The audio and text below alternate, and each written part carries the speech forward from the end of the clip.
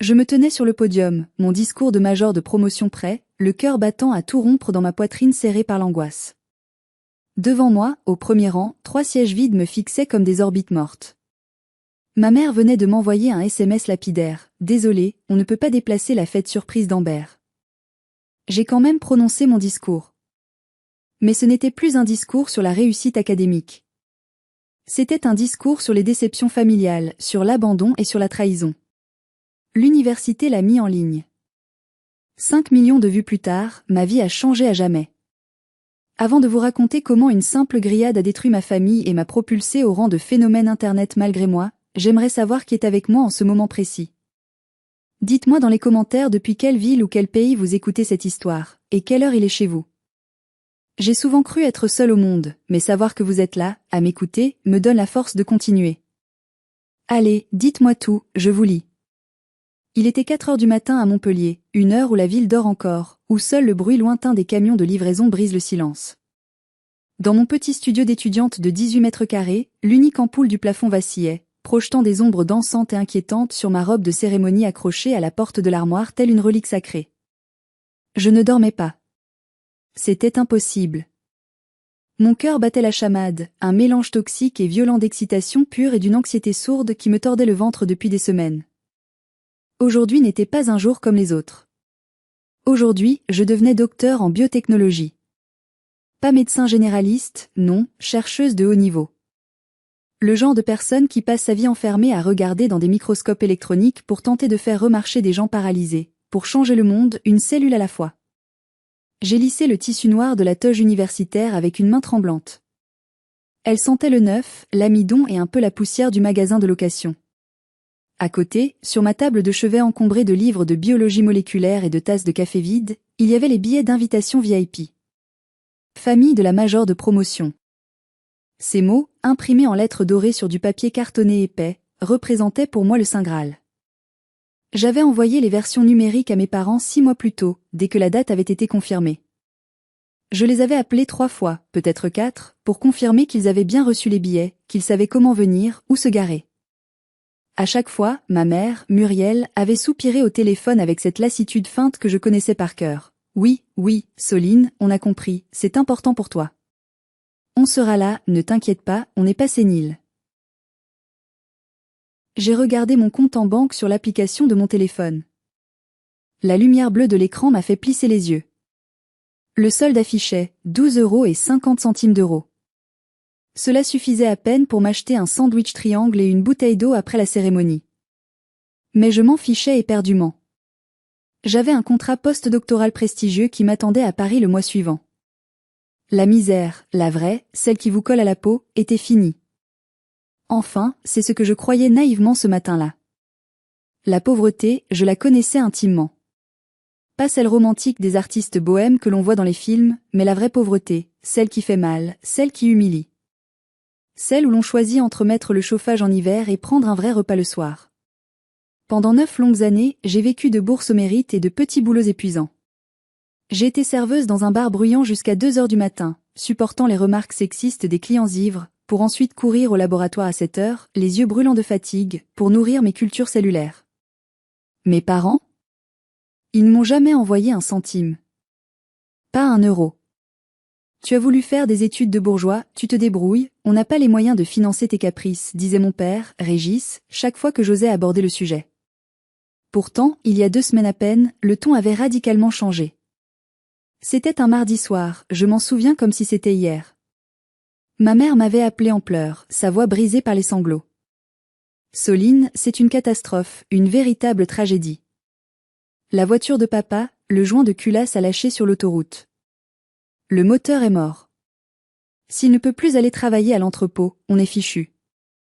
On ne pourra plus payer le loyer, on va se retrouver à la rue. Et le pire, c'est qu'on ne pourra même pas venir à ta remise de diplôme.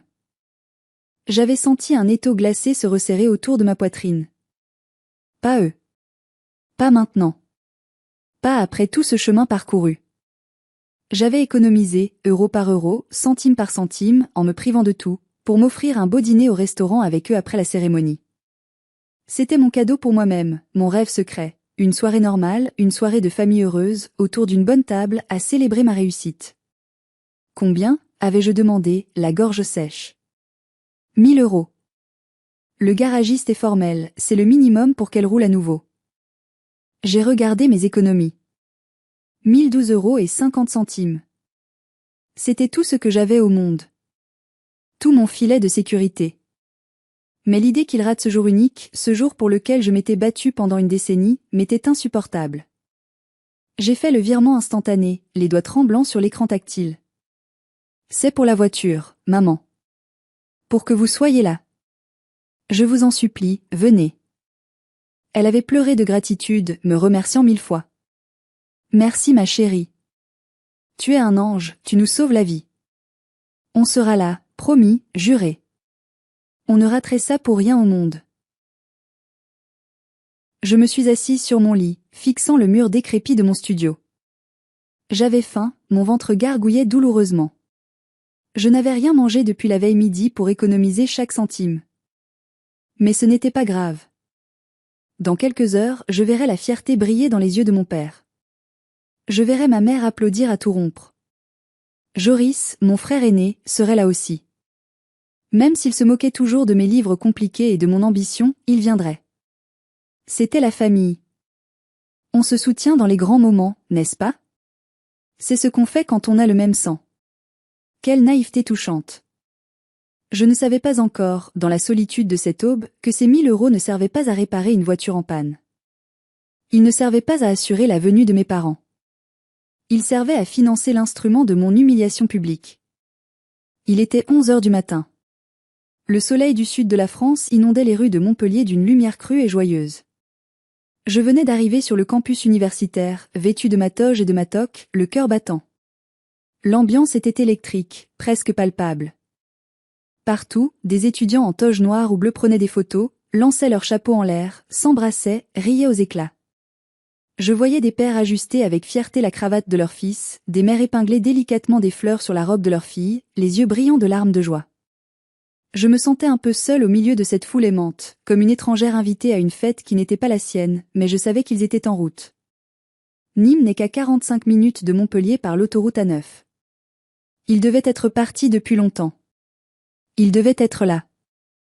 Mon téléphone a vibré dans ma poche. Joris. J'ai souri, soulagée. Ils devaient chercher une place de parking, c'était toujours compliqué ici. Allô, Joris? Vous êtes où?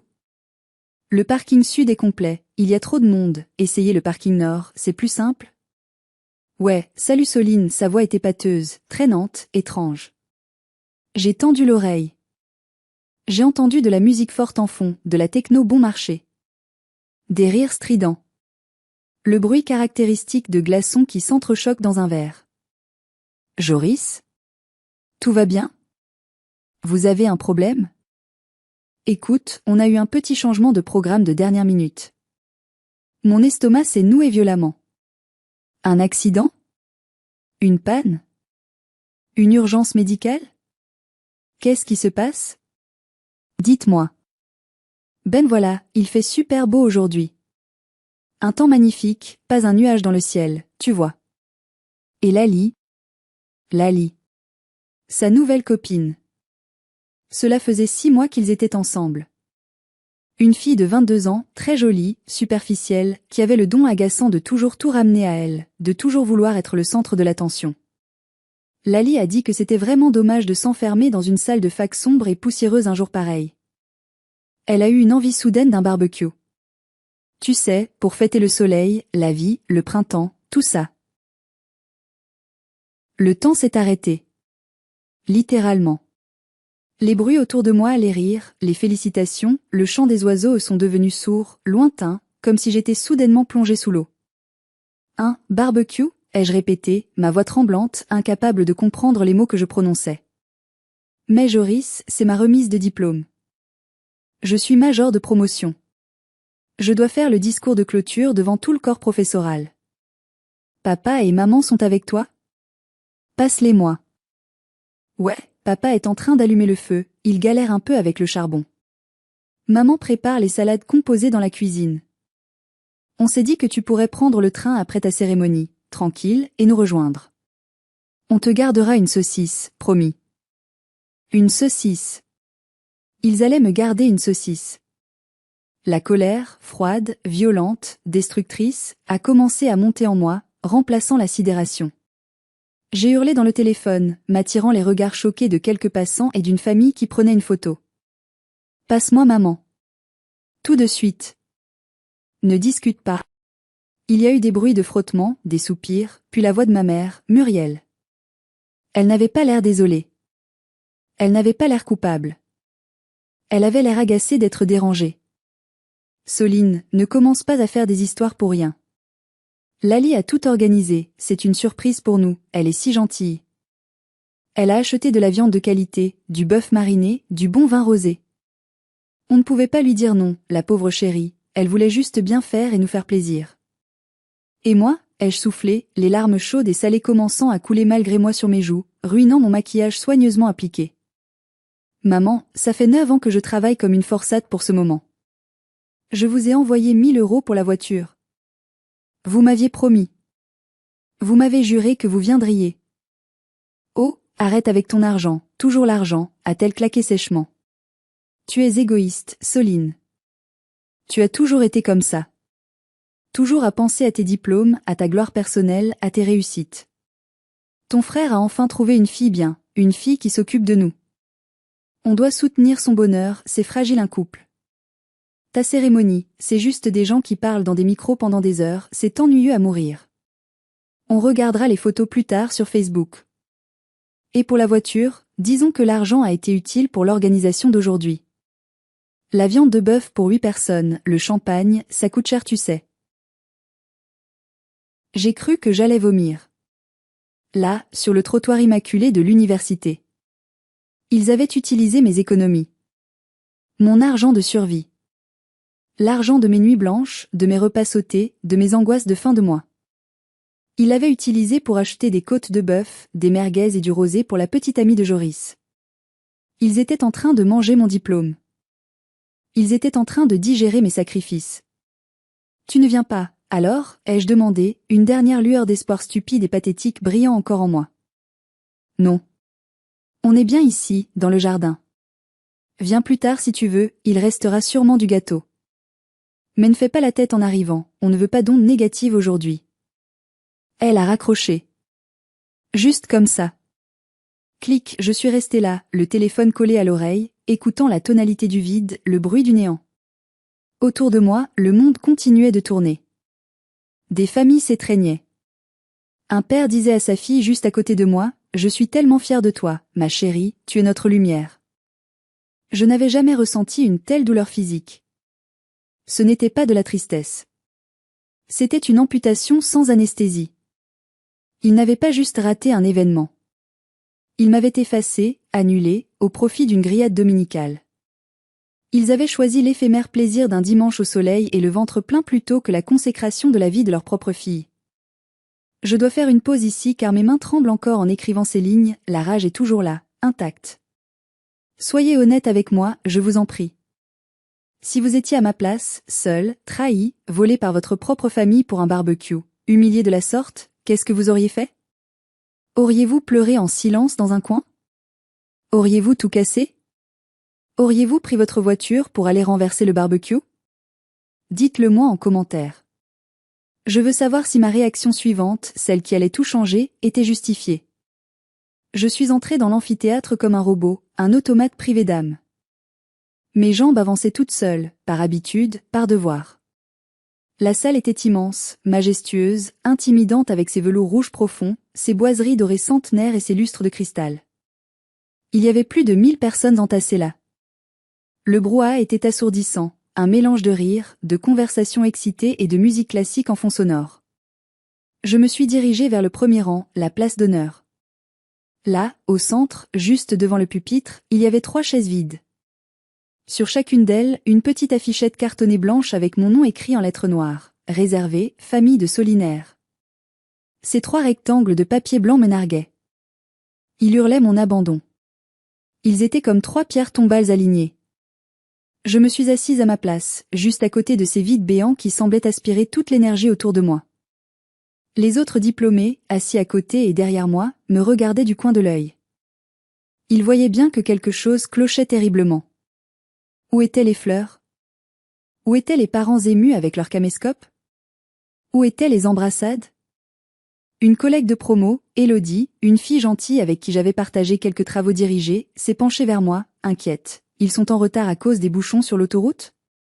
C'est toujours l'enfer le dimanche. J'ai serré les dents si fort que j'ai cru qu'elles allaient se briser net dans ma bouche. Non. Ils ne sont pas dans les bouchons. Ils ont un barbecue. Élodie a cligné des yeux, confuse, pensant à une blague cynique de ma part. Elle a vu mon visage ravagé, mes yeux rouges, les traces de larmes séchées sur mes joues, et elle s'est tue, gênée, ne sachant plus quoi dire face à une telle énormité. Soudain, une main ferme et chaude s'est posée sur mon épaule tremblante. C'était le professeur Agnès Vernier, ma directrice de thèse. Une femme de fer, aux cheveux gris coupés courts, respectée dans le monde entier pour ses travaux révolutionnaires sur le cortex cérébral. Elle m'avait vu grandir scientifiquement, elle avait corrigé mes erreurs, guidé mes recherches. Elle connaissait ma situation précaire, même si je ne m'en plaignais jamais ouvertement. Elle avait deviné mes faims, mes fatigues.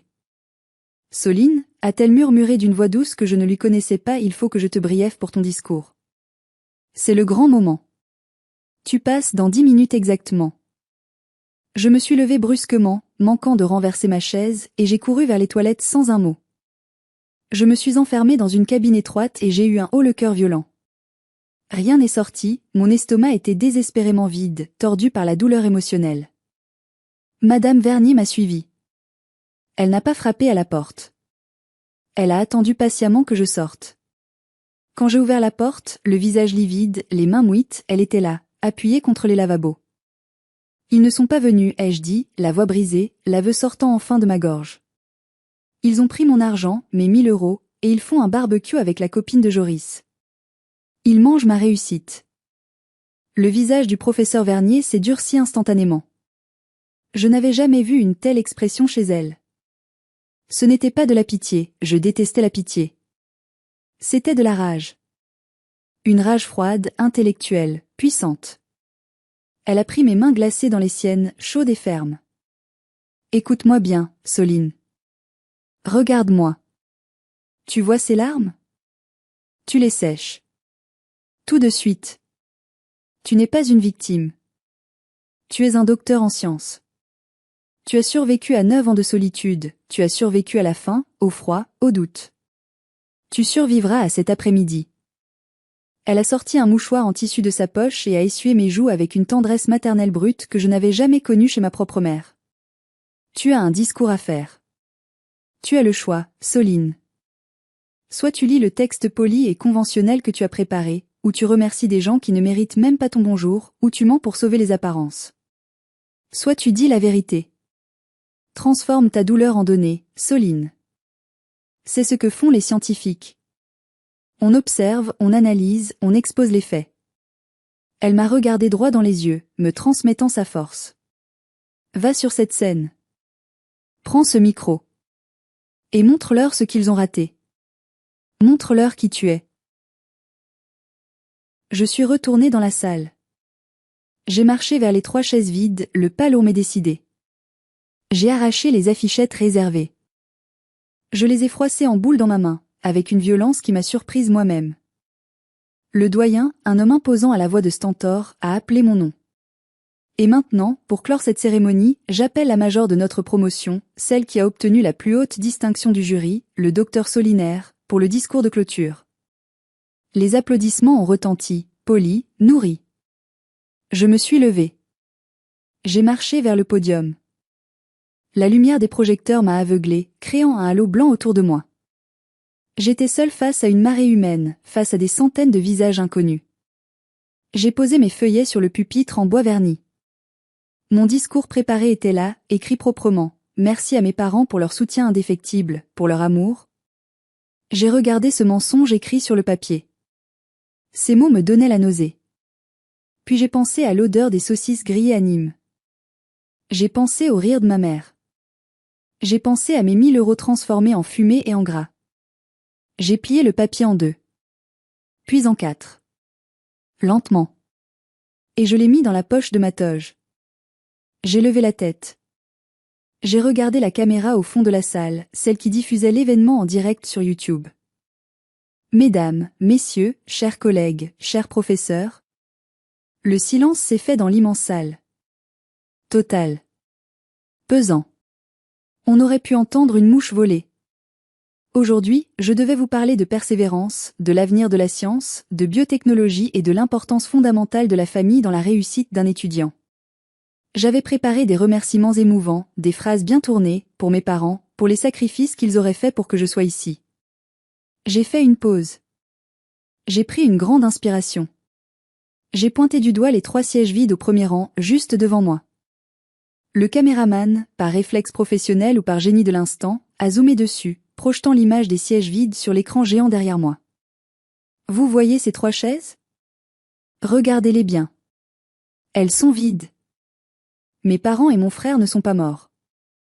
Ils ne sont pas malades à l'hôpital. Ils n'ont pas eu d'accident. En ce moment même, à 50 km d'ici, ils profitent d'un barbecue dans leur jardin parce qu'il fait beau, que le ciel est bleu et que la nouvelle copine de mon frère, qu'il connaît depuis quelques mois, avait envie de grillade. Un murmure de choc a parcouru la salle, comme une onde de choc physique. J'ai entendu des « oh mon Dieu » étouffés, des rires nerveux. La semaine dernière, ai-je continué, ma voix gagnant en assurance, devenant froide et tranchante comme un scalpel de chirurgien, ma mère m'a appelé en pleurs. Elle avait besoin de 1 000 € pour réparer la voiture de mon père, soi-disant pour pouvoir venir aujourd'hui, pour être présente à ma remise de diplôme. Je suis étudiante. Je ne suis pas riche. Je vis avec moins de 500 € par mois une fois mon loyer payé. Mais je leur ai donné toutes mes économies. Chaque centime que j'avais mis de côté depuis 2 ans en sautant des repas. Je me suis penchée vers le micro, mes mains agrippant le pupitre, fixant l'objectif de la caméra comme si je pouvais voir mon frère à travers l'écran, comme si je pouvais transpercer la distance qui nous séparait. J'ai appris il y a 1 heure, par téléphone, que la voiture n'a jamais été en panne. C'était un mensonge. Mes 1 000 € financent en ce moment même le champagne, les côtes de bœuf et la fête de ce fameux barbecue. Ils fêtent la vie, disent-ils, pendant que je fête ma survie. Quelqu'un dans la salle a crié, c'est honteux. Une autre voix a lancé, bravo. J'ai levé la main pour demander le calme. Je ne voulais pas de pitié. Je voulais la justice. Je ne vous dis pas ça pour que vous ayez pitié de moi. Je ne suis pas une victime. Je vous dis ça parce que pendant longtemps, trop longtemps, j'ai cru que je ne valais rien si ma famille ne m'applaudissait pas. J'ai travaillé pour leur approbation. J'ai choisi cette filière difficile pour qu'ils soient fiers. Mais aujourd'hui, devant ces chaises vides, je réalise quelque chose de fondamental, une vérité que je veux partager avec vous. J'ai regardé le professeur Vernier, qui souriait au fond de la scène, les bras croisés, un regard de fierté intense sur le visage. La famille, ce n'est pas le sang. Le sang, c'est de la biologie, c'est de l'ADN, c'est du hasard. La famille, la vraie, ce sont les gens qui sont là. Ce sont ceux qui vous tiennent la main quand vous avez peur, pas ceux qui vous volent pour acheter des saucisses. Ce sont ceux qui se lèvent à 4 heures du matin pour vous aider. Mon diplôme, je ne le dédie pas à mes parents absents. Je le dédie à moi-même. À la petite fille qui a étudié à la lumière d'une bougie parce que l'électricité était coupée. À l'étudiante qui a mangé du riz pendant des mois. Je le dédie aux amis qui sont dans cette salle. À mes professeurs. C'est vous, ma famille. J'ai pris mon diplôme, ce rouleau de papier qui représentait ma vie, et je l'ai levé vers le plafond, vers la lumière. Je suis le docteur Solinaire. Et je n'ai besoin de personne d'autre pour savoir qui je suis. J'ai quitté le podium. Pendant une seconde qui a duré une éternité, il n'y a eu aucun bruit. Puis, l'amphithéâtre a explosé. Ce n'étaient pas des applaudissements polis. C'était un tonnerre, un rugissement. Les étudiants se sont levés comme un seul homme. Les professeurs, même les plus âgés et les plus stricts, se sont levés. Des gens pleuraient ouvertement. Des inconnus me tapaient dans le dos, me criaient des mots d'encouragement. Je tremblais de tous mes membres, l'adrénaline retombant brutalement, me laissant épuisée, vide mais étrangement légère. Je ne savais pas encore que dans la salle, un étudiant en journalisme avait filmé toute la scène avec son téléphone en haute définition. Je ne savais pas qu'il venait d'appuyer sur publier sur TikTok avec la légende, le discours le plus triste et le plus badass de l'histoire #BarbecueGate. Je suis rentrée chez moi, j'ai éteint mon téléphone et je me suis effondrée de sommeil sur mon lit, tout habillée. Je pensais que c'était fini. Que j'avais vidé mon sac et que la vie reprendrait son cours. Mais le karma, mes amis, le karma venait juste de se mettre à table et il avait très faim. Le lendemain matin, je me suis réveillée avec la sensation d'avoir été percutée par un camion. J'avais la tête lourde, les yeux gonflés. J'ai allumé mon téléphone, hésitante. Il a failli exploser entre mes mains tant il vibrait. Des milliers de notifications. Des messages, des appels manqués, des alertes de réseaux sociaux. TikTok, 3 millions de vues en 12 heures. Twitter, le hashtag la fille au barbecue était en tendance numéro 1 en France, devant la politique et le football.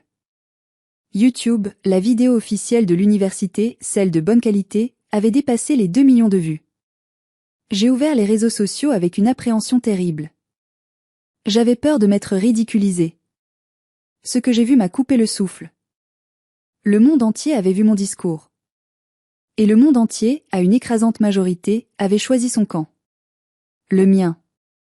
Les commentaires défilaient à une vitesse folle, impossible à suivre. Je suis un père de famille de 50 ans, je suis ouvrier, et je pleure devant mon café ce matin. Comment peut-on faire ça à son enfant? Comment peut-on préférer de la viande à la fierté de sa fille? Quelqu'un a l'adresse du barbecue? Je veux juste aller discuter avec eux. Elle est incroyable. Bravo docteur. Tu es notre héroïne. J'ai vécu la même chose, merci d'avoir parlé.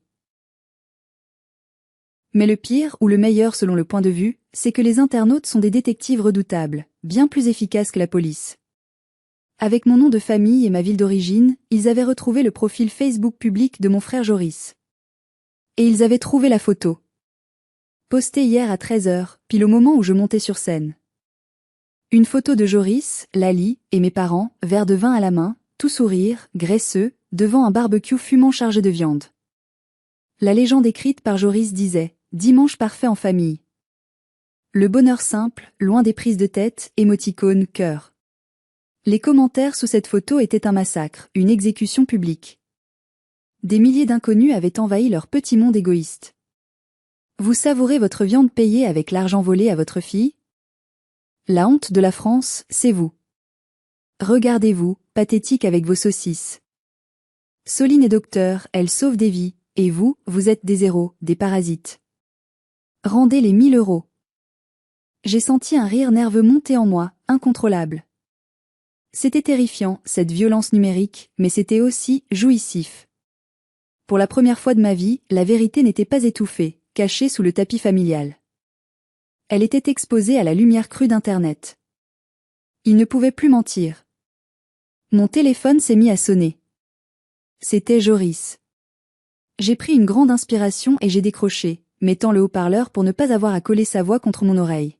« Tu es malade » a-t-il hurlé. Sa voix était aiguë, paniquée, au bord de l'hystérie. « Qu'est-ce que tu as fait? Tu es devenue folle? Tu as vu ce que les gens écrivent? Ils insultent Lali. Ils la traitent de tous les noms. Ils traitent maman de monstre, de mère indigne. » Je buvais mon café froid, étrangement calme, détaché. Je n'ai rien fait, Joris. Je n'ai pas demandé aux gens d'écrire ça. J'ai juste raconté ma journée lors de mon discours. C'est la vérité, non? Pourquoi? Le barbecue n'était pas bon? La viande était trop cuite? Arrête de faire la maligne avec moi. Lali est en crise de nerfs, elle pleure depuis 2 heures. Son patron a vu la vidéo, tout le monde se moque d'elle au bureau ce matin. Tu dois faire une vidéo d'excuses. Tout de suite. Tu m'entends? Tu fais une vidéo, tu dis que tu as exagéré, que tu étais stressé, que c'était une blague de famille. Une blague, ai-je répété, la voix glaciale. Comme mes 1000 euros? C'était une blague aussi? Maman veut te parler. Il a passé le téléphone sans attendre. Soline. La voix de ma mère tremblait. Pas de tristesse, mais de peur, de panique sociale. Tu te rends compte de l'image que tu donnes de nous? Les voisins nous regardent de travers ce matin en sortant les poubelles. La boulangère n'a même pas voulu me dire bonjour, elle m'a rendu la monnaie sans me regarder. Tu as détruit notre réputation pour un petit moment de gloire sur Internet. J'ai détruit votre réputation, ai-je demandé doucement, savourant chaque mot. Non maman. C'est vous qui l'avez fait. Vous avez choisi le barbecue. Vous avez choisi de mentir. Vous avez choisi de me voler. Assumez la digestion. C'est lourd, n'est-ce pas? J'ai raccroché. Et pour faire bonne mesure, pour clouer le cercueil de leur mauvaise foi, j'ai pris une capture d'écran de mon application bancaire. Le virement de 1 000 € daté de la semaine précédente avec le libellé très clair que j'avais inscrit. Réparation voiture papa, urge. Je l'ai posté sur Twitter en réponse à un internaute sceptique qui demandait si l'histoire de l'argent était vraie ou si j'avais inventé ça pour le buzz. Légende, les reçus sont là. Bon appétit à tous. C'était la goutte d'eau, l'étincelle qui allait transformer la tempête en ouragan dévastateur. Dans les jours qui ont suivi, la situation est devenue totalement incontrôlable pour ma famille. Ils étaient assiégés. Lali, blessée dans son ego démesuré, incapable de supporter d'être la méchante de l'histoire, a décidé de contre-attaquer. Mauvaise idée. Très mauvaise idée face à Internet. Elle a publié un long texte larmoyant sur sa page Facebook, jouant la victime innocente. Elle écrivait « Soline est une manipulatrice perverse. Elle a toujours méprisé sa famille parce qu'elle a fait des études et pas nous. Elle nous prend de haut. Elle nous a interdit de venir à sa cérémonie parce qu'elle avait honte de nos vêtements pas assez chics, elle disait qu'on ferait tâche. L'histoire de l'argent est fausse, c'était un cadeau qu'elle nous a fait pour mon anniversaire, elle me l'avait promis. C'était grossier. C'était mal écrit. C'était faux. Et Internet n'a pas été dupe une seconde. Mais le coup de grâce, celui qui a définitivement scellé leur sort, est venu d'une source inattendue. Ma tante Martine. La sœur de ma mère, la brebis galeuse de la famille avec qui nous avions peu de contact car ma mère la trouvait trop critique et jalouse. Tante Martine a surgi des tréfonds de Facebook et a commenté directement sous le post de Lali. Un commentaire assassin qui a reçu 50 000 likes en 1 heure. Arrête tes mensonges, petite sotte. J'ai vu les SMS où Muriel se moquait de la cérémonie de Soline la semaine dernière, en disant à ma cousine que c'était trop loin pour voir des gens en robe de chambre s'ennuyer. Et pour l'argent, Régis m'a lui-même dit au téléphone, tout fier, qu'il avait réussi à gratter 1 000 € à Soline en inventant une panne pour acheter ton cadeau et la viande de luxe. Tu connais Joris depuis 6 mois, tu ne sais rien de ce que cette gamine a enduré pendant 10 ans. Tais-toi et aie un peu de dignité. Boum. C'était fini. La tentative de diffamation s'est retournée contre eux comme un boomerang en pleine figure. 2 jours plus tard, j'ai appris par un cousin éloigné que Joris avait été convoqué par son patron. Il travaillait comme livreur pour une grosse entreprise de logistique locale. Apparemment, l'entreprise recevait des centaines d'appels et d'emails de gens furieux disant qu'ils ne voulaient pas être livrés par le type du barbecue qui vole sa sœur. L'image de marque de la société était menacée. Ils l'ont licencié pour faute grave portant atteinte à l'image de la société. C'était cruel. C'était violent. Joris se retrouvait au chômage. Mais je ne pouvais m'empêcher de penser, chais. Bien fait. C'était la justice immanente. Je suis partie à Paris pour mon nouveau poste la semaine suivante. J'ai changé de numéro de téléphone pour avoir la paix. J'ai bloqué leurs emails. Je me suis plongée corps et âme dans mon travail, mes recherches, ma nouvelle vie parisienne. Je me sentais légère, libre, comme si on m'avait enfin retiré un sac de pierre de 50 kilos que je portais sur le dos depuis ma naissance. Mais les narcissiques ne lâchent jamais prise aussi facilement. Ils sont comme des sangsues. Ils attendent le moment où vous baissez votre garde, où vous vous sentez en sécurité. Pour eux, ce moment, c'était Noël. 6 mois avaient passé. C'était le mois de décembre. Paris était illuminé, magnifique, vibrante. J'avais des collègues formidables, intelligents et bienveillants, qui m'avaient invité à passer le réveillon avec eux. J'avais enfin une vie sociale épanouie. Mais une petite voix stupide au fond de moi, cette voix d'enfant blessé qui réclame éternellement l'amour de ses parents, me tourmentait encore. Peut-être qu'ils ont compris la leçon. Peut-être qu'ils ont changé après tout ce scandale. C'est Noël après tout. C'est alors que j'ai reçu une lettre. Une vraie lettre, en papier, manuscrite, écrite par ma mère. Elle avait dû l'envoyer à mon ancienne adresse qui avait fait suivre le courrier. Soline, Noël approche. La famille doit être unie, c'est sacré. Ton père a des problèmes de dos qui s'aggravent, le stress de cette histoire l'a vieilli de 10 ans. Joris ne trouve pas de travail, il déprime à la maison. On te pardonne pour le scandale que tu as causé. On est prêt à passer l'éponge. Reviens à la maison pour Noël. On fera un effort pour t'accueillir. On te pardonne. Cette phrase résonnait dans ma tête. L'audace, le culot monumental de cette phrase m'a fait rire jaune. Il me pardonnait? À moi? La victime? Pourtant, contre toute logique, j'ai décidé d'y aller. Pas pour me réconcilier. Pas pour pleurer dans leurs bras. Mais pour vérifier. J'avais besoin de voir de mes propres yeux s'il restait quelque chose à sauver, une étincelle d'humanité. Ou si je devais définitivement, irrémédiablement, fermer le livre de mon enfance. J'ai loué une belle voiture, une berline confortable. J'ai acheté une très bonne bouteille de vin, un grand cru classé de Bordeaux, hors de prix, pour montrer que je n'étais pas rancunière, que j'avais du savoir-vivre. J'ai roulé jusqu'à Nîmes, le ventre noué. Quand je suis arrivée devant la maison de mon enfance, mon cœur s'est serré. La peinture s'écaillait. La pelouse était mal tondue. La voiture de Lali était là, garée dans l'allée. Elle vivait donc ici maintenant? J'ai frappé à la porte. Ma mère a ouvert. Elle a vieilli, c'est vrai, ses traits étaient tirés. Mais son regard était le même, calculateur, froid, évaluant ma tenue, ma voiture. Ah, te voilà. Entre. Ne salis pas le tapis, je viens de le nettoyer. Pas d'embrassade. Pas de tu m'as manqué. Pas de chaleur. Juste une instruction ménagère. Dans le salon, Joris était affalé sur le canapé, manette en main, jouant à la console comme un adolescent attardé. Lali était dans la cuisine, faisant cliqueter de la vaisselle. Salut la star, a grommelé Joris sans même lever les yeux de son écran. T'as ramené des sous ou juste ta prétention habituelle? J'ai posé la bouteille de vin sur la table basse, à côté de ses pieds. Je suis venu passer Noël en famille, Joris. Bonjour à toi aussi. Lali est sortie de la cuisine. Elle portait un tablier à fleurs ridicules. Elle m'a foudroyé du regard. Tiens, celle qui a ruiné ma vie est de retour. J'espère que tu as prévu de gros cadeaux pour compenser le préjudice moral. Joris veut une moto, vu qu'il a perdu son job à cause de tes mensonges, il a besoin de se déplacer. J'ai regardé mon père, assis dans son fauteuil, le regard fuyant. Papa?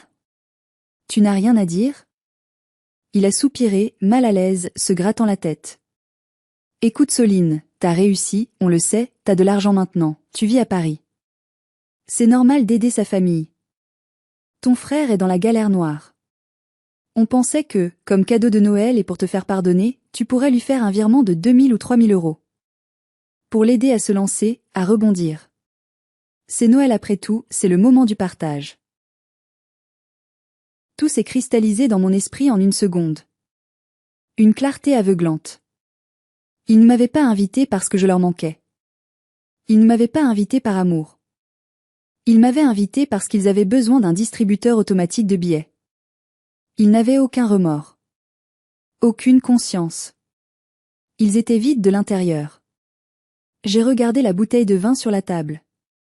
Un Château Margaux 2015. Trop bon pour eux. Beaucoup trop bon.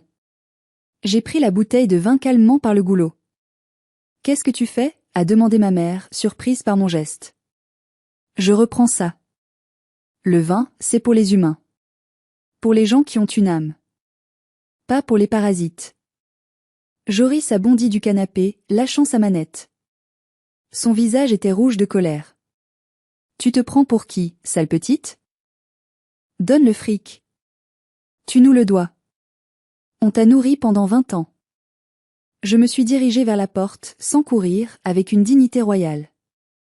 Si vous me contactez encore une fois, ai-je dit d'une voix calme, posée, mais terriblement menaçante qui a fait reculer Lali d'un pas. Si vous m'appelez, si vous m'écrivez, si vous approchez de mon travail, je porte plainte pour harcèlement moral et tentative d'extorsion.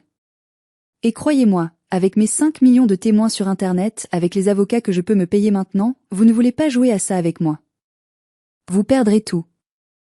Je suis sortie dans l'air froid de décembre. J'ai claqué la porte. Ce bruit sec, définitif, c'était le son de ma liberté. C'était le son d'une chaîne qui se brise. Joris a couru après moi jusqu'à la voiture, en chaussettes dans la boue, tapant sur la vitre alors que je démarrais le moteur. Sale égoïste. Tu mourras seul. Personne ne t'aimera jamais. J'ai mis la musique à fond, un morceau de rock violent, j'ai fait un doigt d'honneur lent et précis dans le rétroviseur, et j'ai roulé vers l'autoroute. Je n'ai jamais regardé en arrière. Pas une seule fois. Je pleurais, oui, mais c'était des larmes de soulagement. Un an plus tard. J'étais dans mon bureau à Paris, entouré de mes collègues, de mes étudiants. Je venais de recevoir le prix national du jeune chercheur de l'année pour mes travaux sur la régénération neuronale. Cette fois, la salle de réception était pleine à craquer. Tante Martine était là, au premier rang, pleurant à chaudes larmes dans son mouchoir, fière comme si j'étais sa propre fille. Le professeur Vernier était là, rayonnante. Mes amis, ma nouvelle famille, étaient là. Il n'y avait aucune chaise vide. Pas une seule. L'amour remplissait la pièce. Mais l'histoire a un dernier rebondissement, car le mal ne dort jamais vraiment. Quelques jours après cette remise de prix, j'ai reçu un courrier recommandé au laboratoire. Une lettre d'avocat. Mes parents m'attaquaient en justice.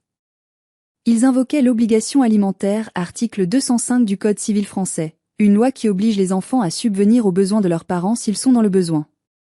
Ils réclamaient une pension mensuelle de 800 €, arguant qu'ils étaient pauvres, malades, et que je les avais abandonnés alors que j'étais riche. J'ai eu peur un instant. Mon vieux réflexe de petite fille terrorisée est revenu. Mais j'avais oublié une chose, j'étais une scientifique. Et une scientifique garde des traces de tout. J'ai engagé un avocat redoutable, un spécialiste du droit de la famille. Nous avons compilé un dossier de 50 pages, solide comme du béton, les preuves des virements passés, y compris les 1000 €, les témoignages de violences psychologiques, les captures d'écran de leurs insultes, les témoignages de tante Martine, et surtout, la preuve irréfutable que leur pauvreté soudaine était due à leur mauvaise gestion financière. Ils avaient acheté une piscine gonflable géante et un écran plein incurvé le mois précédent, alors qu'ils se disaient ruinés. Le juge aux affaires familiales a examiné le dossier en silence. Il a levé les yeux vers mes parents, qui jouaient les petits vieux fragiles sur leur banc. Puis il m'a regardé, moi, la tête haute. Il a rejeté leur demande. Sèchement. Il a même déclaré dans son jugement que leur comportement passé et présent relevait de l'ingratitude grave, une clause rare qui peut annuler l'obligation alimentaire des enfants envers les parents. Il les a condamnés à payer mes frais d'avocat. En sortant du tribunal, mon père a essayé de m'attraper le bras dans le couloir, le visage décomposé.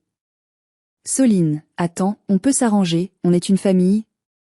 Je me suis écartée vivement, comme si son contact était brûlant. J'ai ajusté ma veste. Je ne connais pas ces gens, ai-je dit à mon avocat d'une voix forte. Allons déjeuner, j'ai une faim de loup. Aujourd'hui, je suis heureuse. Vraiment, profondément heureuse. J'ai compris que l'ADN n'est qu'une séquence de nucléotides, une information biologique. Cela ne crée pas d'amour. Cela ne crée pas de devoir. L'amour, c'est un acte volontaire. C'est une présence. C'est le choix d'être là. J'ai encadré mon diplôme de doctorat dans mon bureau. À côté, je n'ai pas mis de photo de mes parents.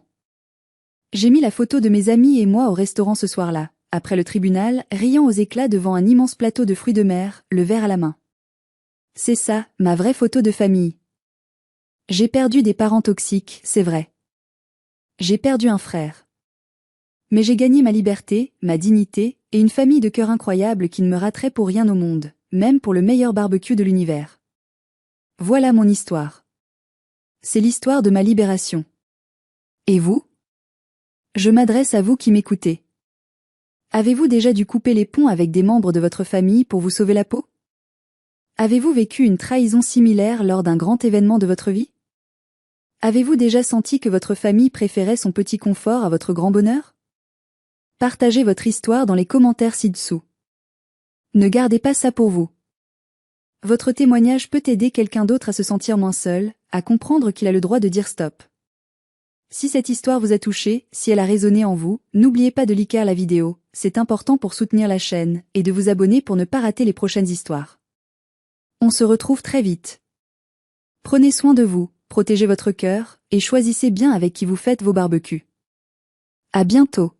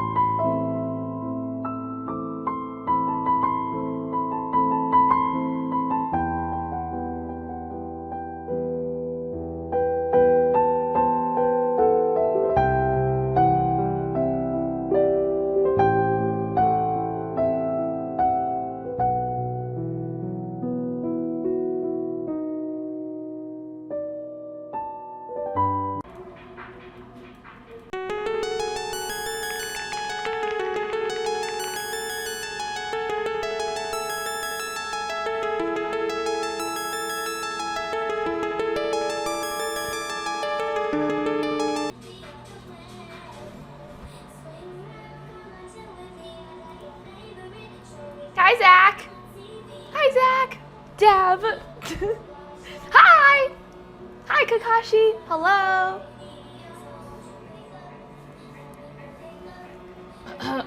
Waiting. Dab. Hi, guys. Hi, Leprechaun. Hi, Kakashi. W sub. Why was there no notification? Did you share that you did this? Did you share it? Why is there no notification? Thank you so much for the 5 months. No, 6 months. What the hell? I'm good, Kakashi. I'm good. Hi, Sushi. Hi, Yasopi. Hi, Shakyoru. Hi, Ryu. Notorious. Hello. Stream Ellen's bugging out today. Really? That's terrible. Insane title. What? Hi, Matumba. Wait, is Stream Ellen's actually bugging out today? That's so fucked. I just switched all my alerts to Stream Elements. Hello.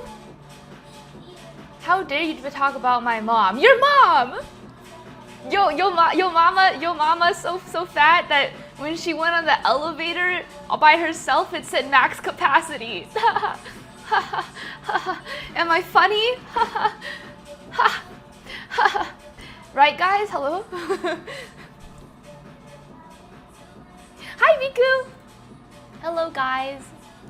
Hi, guys. How are you guys? How was your Wednesday? My Wednesday was shit! My Wednesday was terrible. But it's okay. It was not bad. It was okay. Whatever. School! Yo, mama's so old, her birth certificate ca me out with Roman numerals. Did I read that right? Am I reading that wrong? I'm so confused. Good, main questions, how are you? Came out with Roman numerals. Eden, you fucked that up.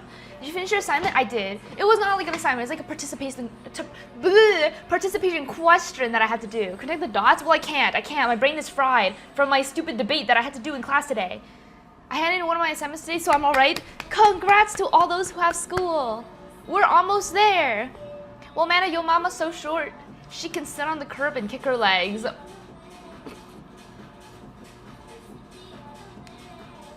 Yo mama jokes are definitely one of my favorite jokes of all time.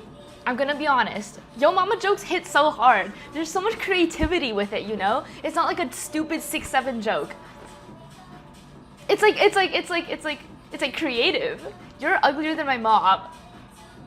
Wait, that's a compliment to your mom. Wait, it depends how ugly your mom is.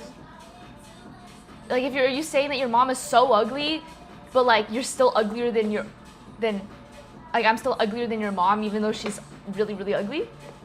I don't think I burp much in my streams. I don't actually know. Your mama's so bald people can see what's on her mind. That's a pretty good one. Can you burp the alphabet? No, I can't. Actually, I think I'm bad at burping. Is that you know some people can't burp? There's this TikTok guy, his name is James, and there's a video of this dude where he chugs a bunch of soda as somebody who can't burp. He just physically cannot burp. And then it kind of just builds up inside. I don't know, it just makes his stomach uncomfortable. It's actually so funny. Hi, Ken! Hi, thanks, gang. I knew you'd understand, Amanda. Haha, yeah, Eden. But that's crazy to me. What do you mean you can't burp? But anyways, I think I'm bad at burping. I don't think it's so uncomfortable. It comes out at multiple times. Not just one nice, satisfying burp, you know? Is that just me? Or is that a normal experience? Okay, Amanda, I hope your debate was shit. My debate was actually kind of shit. Well, it was fine. I just can't talk, to people, on the top of my head. I'll literally, I'll talk. No, I'll have ideas in my head, but then when I go write it down and go to present, it's just gone. So I was having ideas as I was writing down notes for a rebuttal for the other team, and then as soon as it's my turn to read it, I'm just reading the notes word for word, and I don't even know what I wrote, and then I'm just I don't even think it made any sense, and and she was you done? I was yep. It was so bad. Just imagine their chat. No, but the thing is I have to articulate my thoughts, and I can't think because I'm scared. I don't know, it doesn't work like that. And I hope during your debate in front of the class, and you're on a timer, and I was on a timer, so it's like even more like nerve-wracking. Okay, sorry, Amanda, I hope during your debate in front of the class, when you started losing the argument, you pointed at the other team and said, "Yo, mom is so fat when she got on the scale and said I need your weight, not phone number." I think she would kick me out of the class. The debate was about whether human DNA should be sequenced at birth. Too serious! The stuff we yap about is fucking your mama jokes. It's actually such a funny title. Thanks! Thanks, Effect. I stole it from the internet. I'm gonna be honest. I plagiarized. I'm not creative. I'm not creative. Which side were you on? I was on against sequencing everyone's DNA at birth. If anyone even understands what that means. So like, you know, autonomy, like consent, you know, like all that stuff. Psychological damages. It was scary. I really can't. And then as soon as, like, I was like, okay, I'm gonna be fine. And then as soon as it was my turn, I was holding my phone, reading the lines like this. I was like, okay, cool, I've got a question now. You don't want to know what they say. Literally, I'm an asshole. Everyone hate me at job. Should I move to another job for 20% less and take the ego hit of losing my tech lead title? Or should I continue to fuck people's day? Oh, fuck people's day. Just keep the job, bro. You got this. Be #1 rage baiter. They'll quit first. Assert your dominance. You continue to be there, and they'll quit. She doesn't remember. Lol, she probably just friendly fired on her team. I don't remember what I debated about in class today. I freaking forgot. I laugh. I actually agree with Amanda on that. Thanks, Eden. Fist bump. Oh, no. Dap me up. Make him feel stinky and bad about himself. Exactly. That's exactly what you should do. If they don't like you, fuck it. Double down. Triple down. I believe in you. Leo! Thank you for the 67 bits. What